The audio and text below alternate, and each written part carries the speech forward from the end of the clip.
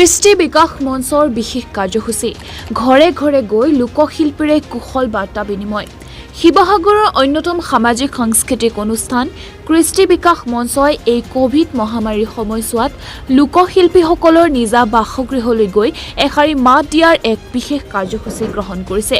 এই কাৰ্যসূচীৰ শুভাৰম্ভণি কৰি আজি মঞ্চৰ কৰ্মকৰ্তাসকল উপস্থিত হৈ গৈ লোকসংস্কৃতিৰ সাধক দিহানামৰ শিল্পী কমলা গগৈ বাসগৃহত অনুষ্ঠানটিৰ হৈ শিল্পীগৰাকীক আদৰণি জনোৱাৰ লগতে কুশল বাৰ্তা বিনিময় কৰে কৃষ্টি বিকাশ মঞ্চৰ উপদেষ্টা হেমন্ত গগৈ, সভাপতি তৰুণ চন্দ্ৰ নাথ, সম্পাদক যোগেন গগৈ আৰু সহকাৰী সম্পাদক কনক নেওগে।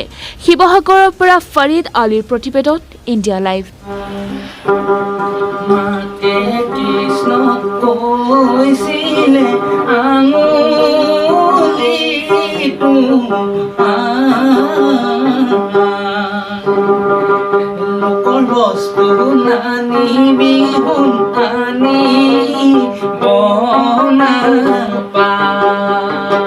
আপোনাসকলে এই মহামাৰী কালত শাৰীৰিক, মানসিক, আৰ্থিকভাৱে মৃতপ্ৰায় হৈ যোৱা আমাৰ দৰে ব্যক্তি এজনক গৃহত আহি যি আপোনাসকলে মাত লগালেহি, এয়া সঁচাকৈ আমাৰ কাৰণে জীয়াই থকাৰ প্ৰেৰণা।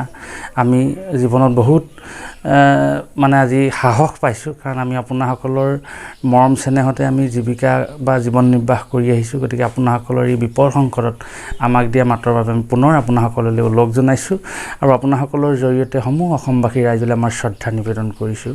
আৰু এই আপাহতে আপোনাসকলৰ জৰিয়তে অসমৰ মাননীয় মুখ্যমন্ত্ৰী মহোদয়, মহামান্য অসম চৰকাৰ, তেখেতসকলক আমি আহ্বান জনাইছোঁ। কাৰণ সাম্প্ৰতিক সময়ত অতিমাৰী কালত বিশেষকৈ অসমৰ কেইটামান বিভাগৰ ব্যক্তিসকল একেবাৰে মৃতপ্ৰায় হৈ পৰিলে।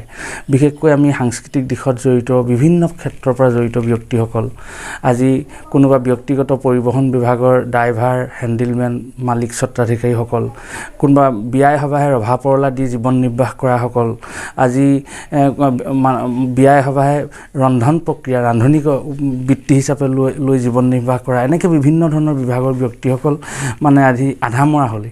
বিগত বৰ্ষত আংশিক লকডাউন নাছিল, সম্পূৰ্ণ লকডাউন নাছিল। সম্পূৰ্ণ লকডাউনত কিছু মানুহে ব্যক্তি বিশেষে বা দুই এক অনুষ্ঠানেও আমাৰ দৰে ব্যক্তিসকলক সহায়ৰ হাত আগবঢ়াইছিল। কিন্তু এইবাৰ গ্ৰাম্যাঞ্চলত যিটো প্ৰভাৱ পৰিলে বা এইবাৰ মানুহখিনি এনেকুৱা এটা আৰ্থিক সংকটত ভুগিলে, কোনেও কাক সহায় কৰিব পৰা অৱস্থাত নাই। আৰু বহুত আমি আপোন মানুহক, বহুত আমি সম্বন্ধীয় মানুহক এইবাৰ হেৰুৱালোঁ। গতিকে আংশিক লকডাউন যিটো চৰকাৰে দিলে, এই আংশিক লকডাউনত কিন্তু আমাৰ ব্যক্তিগত হিচাপে একো উপকাৰ নহ'ল। গতিকে আমি দুই মহৰ যুঁজত বিৰিণাৰ মৰণৰ নিচিনা হ'ল। চৰকাৰে ৰাইজক কৈছে যে আপোনাসকলে ক'ভিড প্ৰট'কল মান্যতা প্ৰদান কৰক আৰু ক'ভিডক বিদায় দিয়ক। কিন্তু আমাৰ বহু ক্ষেত্ৰত আমি দেখিছোঁ ক'ভিড প্ৰট'কলক মান্যতা প্ৰদান কৰা নাই। তেওঁলোক বাচি গৈছে যেনে তেনে, কিন্তু তেওঁলোকে ক'ভিড প্ৰট'কলক মান্যতা প্ৰদান নকৰাৰ কাৰণে যিটো ক'ভিডৰ যিটো লকডাউন পিৰিয়ডটো বাঢ়ি গ'ল, তাৰ কাৰণে আমি বন্দী হৈ গ'লোঁ। কাৰণ লোকে যুদ্ধ কৰিছে, মৰিছোঁহি এতিয়া আমি। কাৰণ কেলৈ আপোনালোক সকলোৱে জানে, কাৰণ এতিয়া আমি যিবিলাক অনুষ্ঠান কৰি জীৱন নিৰ্বাহ কৰোঁ, সেই অনুষ্ঠানবিলাক ইতিমধ্যে বন্ধ হৈ পৰিলে। এতিয়া আমি যিমানেই মান্যতা প্ৰদান নকৰোঁ ক'ভিড প্ৰট'কলক, আমি সিমানে কিন্তু আমাৰ দৰে বিভাগৰ মানুহবিলাক আমি মৃত্যুমুখী যাত্ৰাহে অৱস্থা আমাৰ হৈছে। সেইকাৰণে সকলোকে শ্ৰদ্ধা জনাইছোঁ। সকলোৱে ক'ভিডক মান্যতা প্ৰদান কৰক। ৰজাঘৰ প্ৰজাঘৰ যিসকলে ক'ভিডক আজি উপলুঙা কৰিছে, গতিকে মহামাৰীৰ লগত কোনেও খেলা কৰিব নাপায়। খেল আচলতে জুইৰ লগত নহয়, কোনেও নকৰিব। ৰজাঘৰে প্ৰজাঘৰে সকলোৱে মান্যতা প্ৰদান কৰিব। আৰু দ্বিতীয়তে অসমৰ মহামান্য মুখ্যমন্ত্ৰী মহোদয়, প্ৰথমজন ডক্টৰেট মুখ্যমন্ত্ৰী, তেখেত অত্যন্ত কৰ্মপটু। আমি দেখিছোঁ ইমান তৎকালে সম্পাদন হোৱাকৈ কৰ্মবিলাক তেখেতে কৰিছে আৰু তেখেতৰ ওপৰত আমাৰ আস্থা আছে আৰু আস্থা আছে তেখেতৰ মন্ত্ৰীসভাৰ সদস্যসকলৰ ওপৰত। গতিকে আমি তেখেতক আহ্বান জনাম যে তেখেতে এনে কৰ্ম কৰক যাতে আমাৰ দৰে ব্যক্তিসকলৰ বাবে এখন আঁচনি প্ৰস্তুত কৰক। আমি অন্যও য'তে সুবিধা পাইছোঁ কৈছোঁ যে মুখ্যমন্ত্ৰী মহোদয়ৰ ওপৰত এটা আস্থা আছে। তেখেতে এটা দায়িত্ব দিয়ক জিলা উপায়ুক্ত পৰ্যায়ৰ বিষয়াক, কাৰণ মহামান্য IAS বিষয়াসকল আছে, IPS বিষয়াসকল আছে, ACS APS বিষয়াসকল আছে। এই বিষয়াসকলক যদি কৰ্মবিলাক কৰিবলৈ দিয়ে, কৰ্মবিলাক তেতিয়া খুব সুন্দৰভাৱে হয়। কাৰণ এইসকল বহুত চোকা মানুহ, মেধাৱী মানুহ।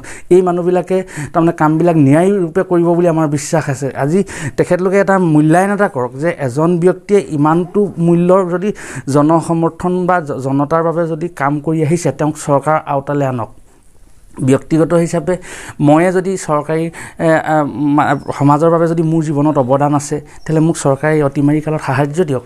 যদি মই পেঞ্চন পোৱাৰ যোগ্য তেতিয়াহ'লে মোক পেঞ্চন দিয়ক। মোৰ নিচিনা হাজাৰজন আছে, কিন্তু তাক মহামান্য IPS IAS বিষয়াসকলে তন্নতন্নকৈ পৰীক্ষা কৰক। মোৰ ঘৰত জীৱিকাৰ উপাৰ্জনটো ক'ৰ পৰা আহিছে? মোৰ যদি পৰিবাৰ যদি চৰকাৰী বেতনপ্ৰাপ্ত যদি কৰ্মচাৰী, তেতিয়াহ'লে মোক সেই অৱস্থাৰ পৰা বঞ্চিত কৰক, বা মই নিজে হ'লেও বিচাৰি যাব নালাগে। মোৰ যদি ব্যৱসায় প্ৰতিষ্ঠান আছে, মই যদি স্বাৱলম্বী ব্যক্তি, চৰকাৰী সাহায্যলৈ মই আশা কৰিব নাপায়, কাৰণ সংস্কৃতি কৰাটো মোৰ নৈতিক দায়িত্ব। সামাজিকভাৱে মই কিবা এটা কৰিব লাগে। কিন্তু যিসকল আমি একমাত্ৰ সংস্কৃতি বা সামাজিকভাৱে জীয়াই থকা ব্যক্তি, সেইসকলক চৰকাৰে এইটো সময়ত এক বিশেষ শুদ্ধ আঁচনি প্ৰস্তুত কৰি আমাক নিজৰ আওতালৈ আনক। পুনৰ মহামান্য মুখ্যমন্ত্ৰীক আহ্বান জনাইছোঁ, আমাক কৰা কামটো নিকাকৈ কৰক। কৃষি বিভাগে নিজে পইচা দিলে কৃষকসকলক, কোনো কৃষকে ৰাজকোষৰ পৰা ধন উলিয়াই নাগে নাই। কিন্তু আকৌ কৃষি বিভাগে কৈছে যে আপোনালোক খেতিয়ক কোন নহয়, খেতিয়ক নোহোৱাসকলে কিন্তু পইচাটো ঘূৰাই দিয়ক। এইখিনি যাতে আমাৰ লগত লৰা ধেমালি কৰিব নাপায়, কাৰণ অতিমাৰী কালত এতিয়া মানুহ মৃত্যু হৈছে, হাজাৰ হাজাৰ মানুহ মৰিছে, গতিকে আমাৰ লগত কৰিব নালাগে। সেইকাৰণে আমি ভাবিছোঁ উপায়ুক্ত মহোদয়ৰ অধীনত যদি কৰ্মবিলাক কৰে, তেতিয়া আমি ভাবোঁ সেইসকল বিষয়াৰ থাকিলে কামটো খুব ভাল হ'ব। আৰু মুখ্যমন্ত্ৰীৰ ওপৰত আমাৰ আস্থা আছে, বিশ্বাস আছে। তেখেতে যি কৰ্ম কৰিছে সেই কৰ্মবিলাক খুব সোনকালে সম্পাদন হৈছে, আৰু নিশ্চয় আমাকো তেখেতে জীয়াই ৰাখিব, কাৰণ মুখ্যমন্ত্ৰী সঁচাকৈয়ে এজন সমাজৰ উপযুক্ত ব্যক্তি। গতিকে আমি আশাবাদী, আৰু আপোনাসকলৰ যোগেদি আমি আজি তেখেতক আহ্বান জনাইছোঁ, আমাকো জীয়াই থাকিবলৈ দিয়ক।